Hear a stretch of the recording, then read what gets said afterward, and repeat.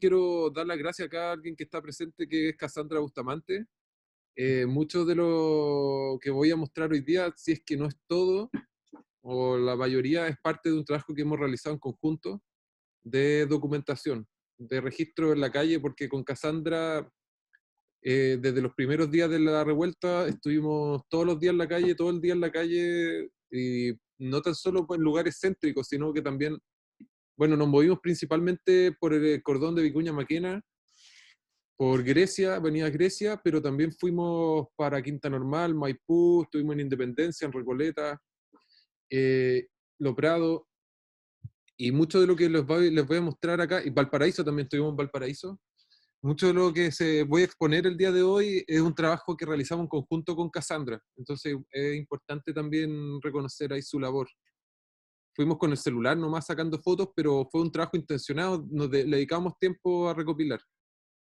Y bueno, lo que vamos a ver hoy día tiene que ver en relación a lo que hemos visto con el curso, es una suerte de cierre, también es un capítulo, un episodio abierto que para nada se entiende como, lo vamos a entender de forma concluyente.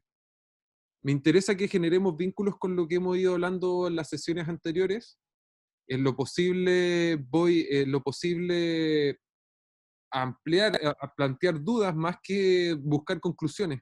Eso es algo que me importa porque está más que claro que la revuelta no ha terminado ni su alcance en términos de transformación en este territorio. Entonces, hay una aventura, yo les voy a ofrecer una interpretación de lo acontecido, me voy a sostener en las imágenes para argumentar y darle solidez a mi relato, pero es ante todo una interpretación como muchas otras posibles que pueden haber. Y lo que más me importa en ese sentido es poder compartirla y poder discutirla con ustedes. Entonces lo que vamos a ver hoy día le he llamado revuelta gráfica y yo lo voy a explicar también por qué el título y vendría siendo este tercer capítulo de este ciclo de charlas y que me importan, insisto, me importa mucho que vayamos viendo las continuidades, pero también las rupturas con lo que hemos visto en las sesiones anteriores. Les voy a compartir pantalla, ¿dale? Esta es una presentación esta presentación yo la mostré por primera vez en la Feria Contrabando el año pasado, de forma muy rápida, también en un tiempo muy acotado, y la he ido engrosando y complejizando con el tiempo. Obviamente en la medida que también voy conversando, sobre todo conversando con otras personas, y en la medida que también he podido ir recopilando más material. Obviamente todo esto yo se los voy a compartir después de la sesión, pero todo lo que está acá es producto de mis propias, de las propias investigaciones que hemos realizado con Cassandra.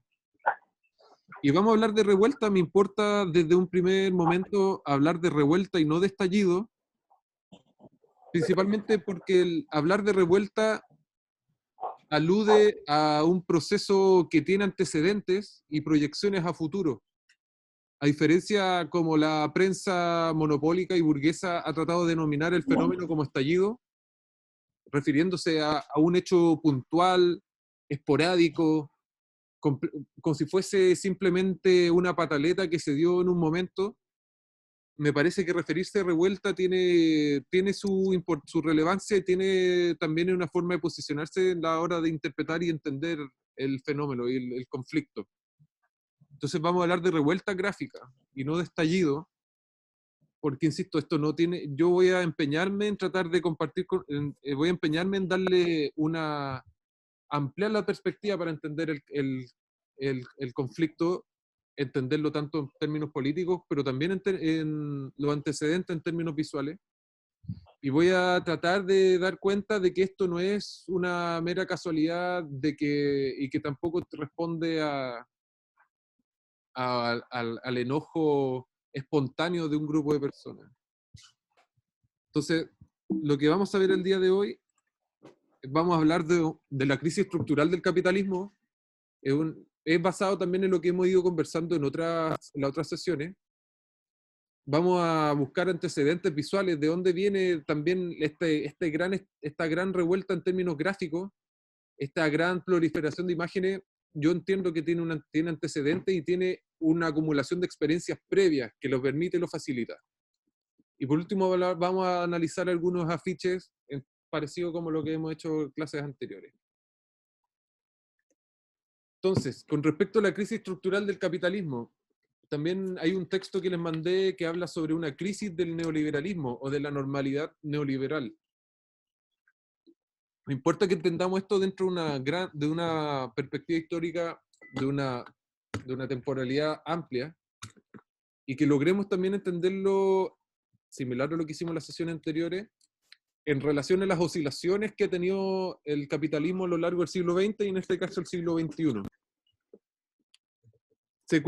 ¿Recuerdan cuando hablamos del 68 la semana pasada y hablamos de un periodo de crisis, no tan solo cultural, sino también un periodo de crisis en términos económicos a nivel global? Mencionamos la semana pasada la crisis del petróleo de la OPEP, el cambio del patrón oro del dólar. Mencionamos también un límite en la expansión del mercado de posterior a la Segunda Guerra Mundial y un límite también a la extensión imperialista norteamericana. Y que en cierta manera entre el periodo entre que va entre el 68 y el 73 aparece, según varios historiadores, el inicio de una época de declive del capitalismo globalizado. Esto se puede entender también, ya para un término más especializados, como el inicio de una fase de declive dentro de un ciclo Kondratiev, que ahí los economistas se basan en las oscilaciones largas del capitalismo. Se dice que desde el 68 en adelante estaríamos entrando a una fase de declive dentro de los ciclos de crecimiento y contracción del capitalismo.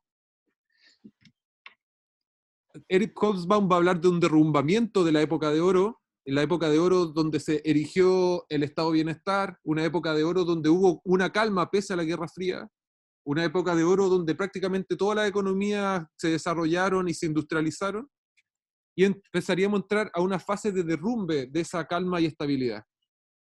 Otro economista marxista, Ernst Mandel, por ejemplo, nos va a hablar del inicio de un capitalismo tardío, de un paso de un capitalismo industrial a un capitalismo de servicios. Piensen ustedes en toda la fuga de los grandes capitales de los países del norte, como en Estados Unidos, en Europa, en donde la industria se llevan al tercer mundo, en donde empiezan a proliferar otras formas de economía basadas en intangibles como son la publicidad, las aseguradoras, ¿cierto? El mismo negocio, las AFP, en donde empieza a ver las economías ya no se sustentan en la vieja lógica industrial o si se quiere, en una economía fordista. Los 70 marcan entonces el giro hacia una nueva etapa del capitalismo, en donde prácticamente lo que rige todo esto es una constante de recesiones y de crisis cíclicas cada vez más breves. En relación a lo que hablamos la semana pasada también, marca una nueva etapa dentro de la experiencia de la modernidad en Latinoamérica, en donde va precisamente de la mano del derrumbe del estado de bienestar y de la economía nacional, aparece una nueva etapa, podríamos decir una modernidad neoliberal, en donde claramente ahí vamos a ir viendo algunos hitos, algunas cosas que nos van a ayudar a entenderla. ¿Ya? ¿Vamos bien hasta acá? Para las personas que recién se están integrando, me refiero a usted, Carlos, ¿se va entendiendo? ¿Sí? Sí, sí, vamos siguiendo. Vamos siguiendo. Me interesa entender lo que pasó lo que está pasando en el 2019 en relación a esta oscilación larga del capitalismo. ¿Ya? Entonces, algunas cosas para entender, para que no piensen que simplemente es un deseo de mi parte, sino que hay un montón de hechos que justifican lo que yo le estoy diciendo. Estamos hablando de una crisis prolongada, en donde desde el patrón oro ustedes pueden ver que existe una sucesión constante de crisis que son incluso del nivel de magnitud de lo que fue la crisis económica del 29. La crisis del 82, que dejó acá la gente que estaba viva, atestigua que pues, la gente pasaba hambre. ¿Cierto? Estamos hablando también de una crisis, por ejemplo, en los países del norte, en donde pese a que hubo un aumento de la riqueza, se aumentaron las desigualdades. Estamos hablando de los periodos donde aparecen las personas como Margaret Thatcher, ¿cierto? Y que impulsan una política estrictamente y severamente neoliberal, en donde muchas grandes masas de trabajadores quedan completamente al margen y desprotegidos de cualquier forma de seguridad social. Entonces estamos hablando de un periodo en donde hay un cambio en las formas hay un cambio estructural en la economía, pero que es una suerte de que obedece también a esta fase de declive. Y algunas formas para entender también cómo esto nos afecta como personas del tercer mundo, periféricas, es que aparece en el neoliberalismo como un parche o una forma de paliar la crisis. De la mano de los límites de la expansión del imperialismo, de la mano de los límites de la expansión de los mercados a nivel global en los años 70, aparece casi de inmediatamente un despliegue expansionista en términos, y hablamos de guerra, la guerra para aumentar los mercados y las zonas de control imperial. Hablamos puntualmente el conflicto de las guerras en Oriente Medio, que ya desde la década de los 80 en adelante han sido constantes y sucesivas. Pero lo que nos afecta en términos más directos tiene que ver también con una sobreexplotación de los recursos naturales, un aumento del plusvalor y del trabajo humano, ¿cierto? Hablamos de sacar mayor rendimiento en formas de explotación que ya habían encontrado un límite. Y acá usted, no es casualidad, pero aparece distintas formas de flexibilidad laboral, distintas políticas antisindicales, se derroca el estado de bienestar, se instaura un estado subsidiario y de la mano se expropian los derechos sociales. O sea, la privatización de los derechos sociales tiene que ver con la posibilidad de generar mercado y generar ganancias en ámbitos de producción que no, de forma previa, no tributaban ningún beneficio al sector privado. En cierta manera, piénsenlo, existe una expansión hacia afuera, la guerra hacia el Medio Oriente, pero también una profundización de la explotación en los territorios que están bajo el control del imperialismo.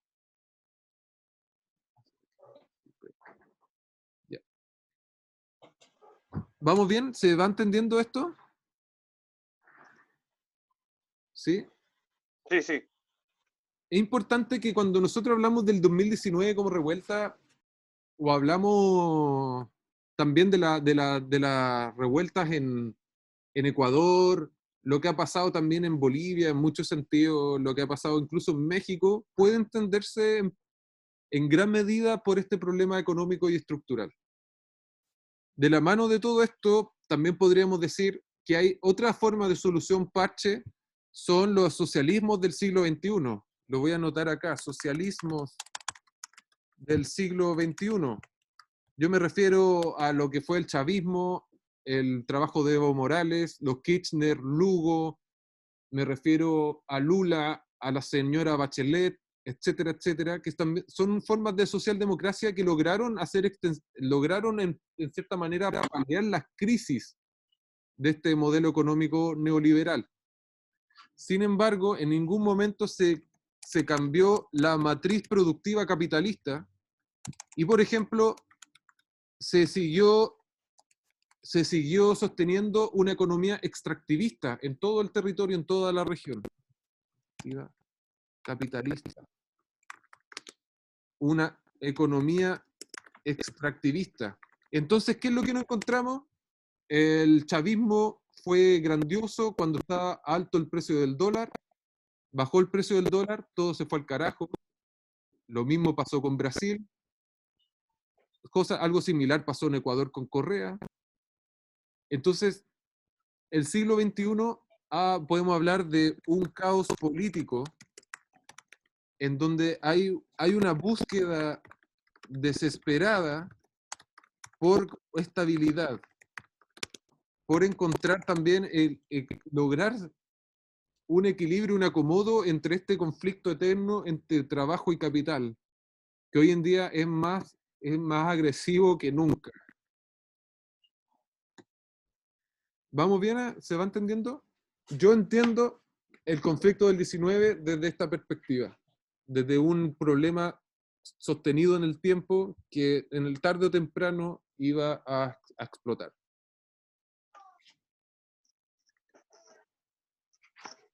Me importa lo que vamos a ver ahora en esta segunda parte de la presentación, cómo ya podríamos avisorar ciertos antecedentes visuales, pongo entre paréntesis, de lo que fue el estallido.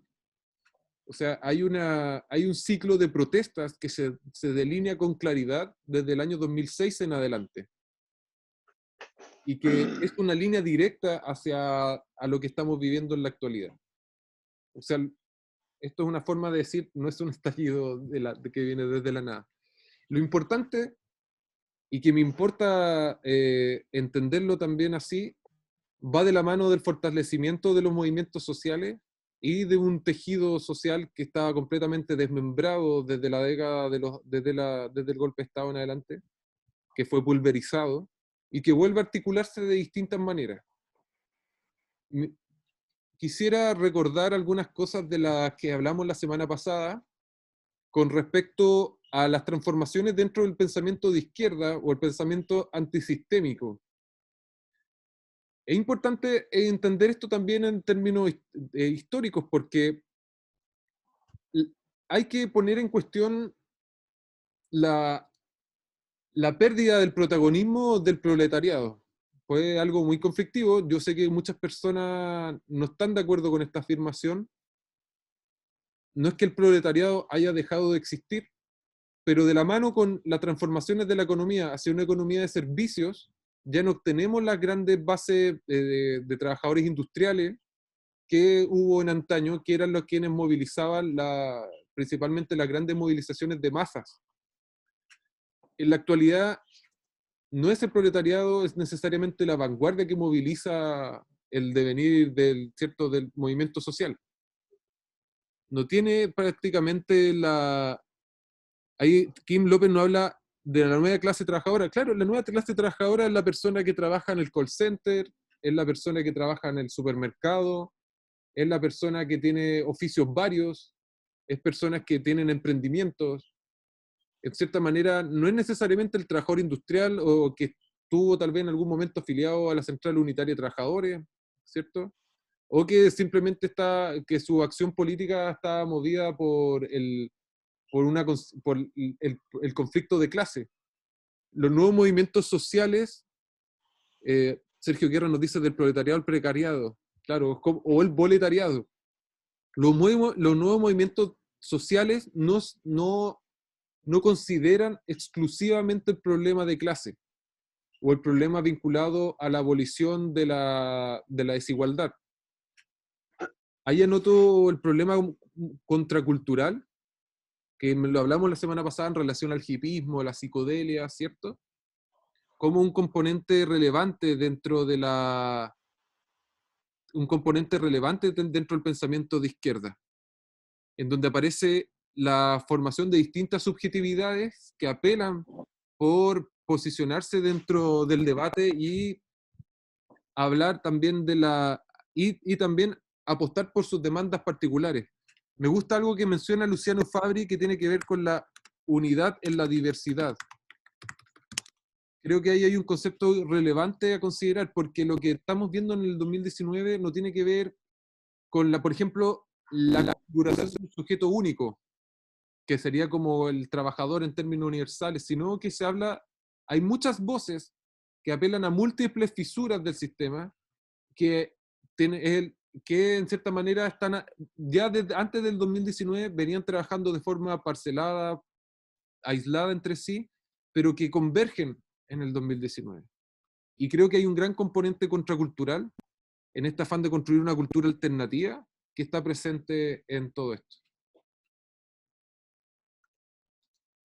Miren, acá les voy a ofrecer una periodización, por así decirlo, o podríamos decir, algunas etapas del desarrollo de la gráfica de las últimas décadas. Tengo que reconocer acá también mis conversaciones con Javier Amansi, mucho de lo que les presento acá nace, con Javier hemos trabajado haciendo clases hace cierto tiempo y mucho de lo que les estoy presentando es parte de nuestras conversaciones. Eh, Claramente hay una diferencia entre lo que pasa entre los 70 y los 80 en respecto a cómo se piensa la gráfica en relación a también al devenir político y social. La gráfica en los 70 representaba, como lo vimos la semana pasada, una utopía, un anhelo de transformación, una esperanza. Y esto está reflejado en los colores, en la racionalidad de las tipografías que hablamos la semana pasada, también en el contenido, en la constante referencia a la niñez, al cambio, la transformación, a mundos oníricos, psicodélicos, etc.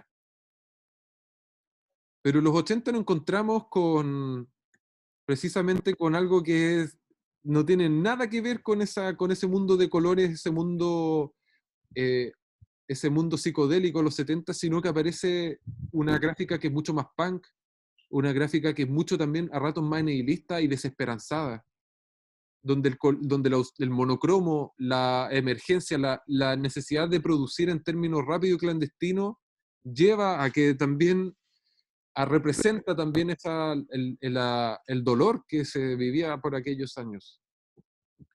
Y habla Javiera Mansi y la Nicole Christie hablan de una resistencia gráfica, de una forma de resistir en términos culturales y visuales todo lo que significó el golpe estético, todo lo que significó, ¿cierto?, la prohibición a las relaciones, las prohibiciones son presentidas.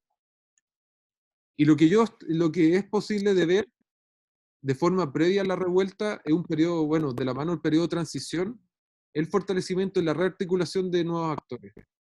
Hay una, hay una larga, yo digo, desde el 2006 en adelante, hay un trabajo de base y de reconfiguración en donde hay una serie de experiencias que se van acumulando y que van de la mano de una producción visual que vamos que vamos a revisar.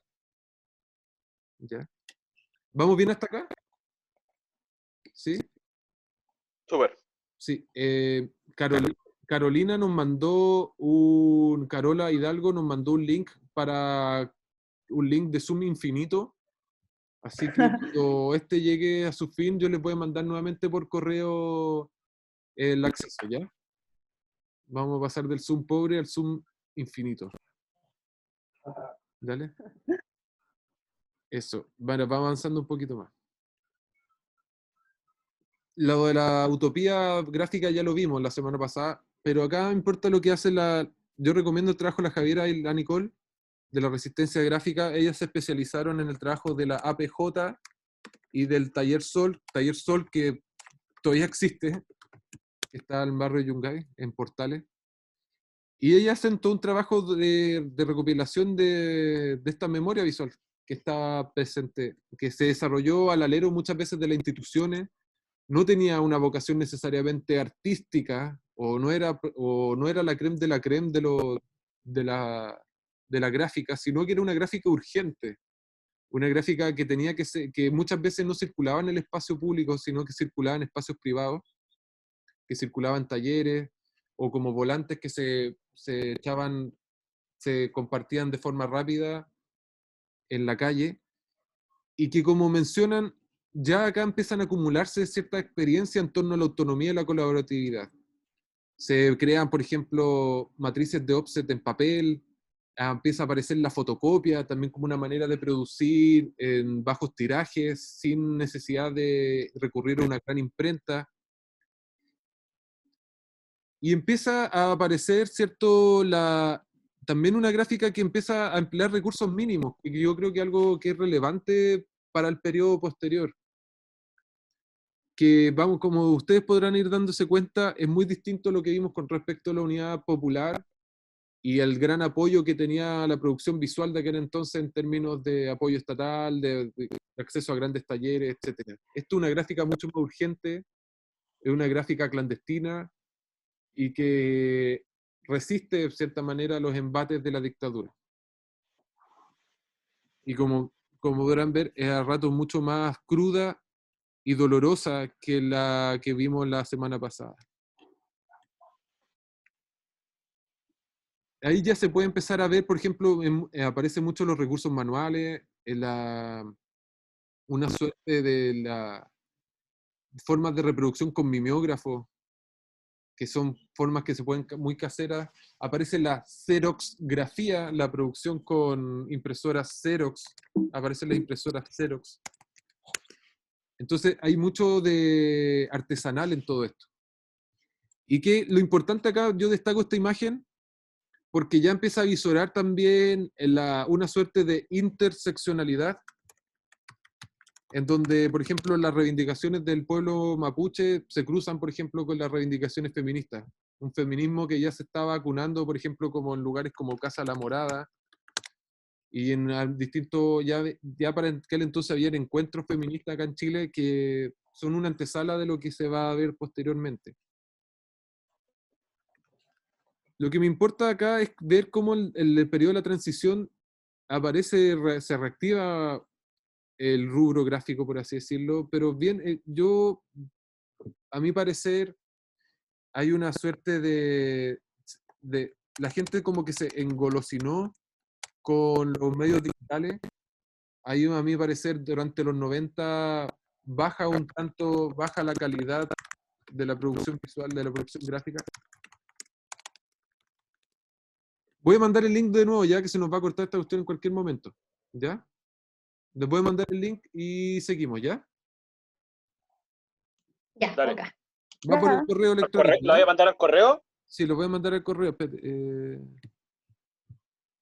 Dale. A Carola Ya salimos Hidalgo. de acá entonces. Sí. Igual acá a Carola lo voy a mandar acá también. Si se quieren meter al tiro, yo los voy a. Me meto enseguida, ¿ya? Lo voy a mandar por correo igual.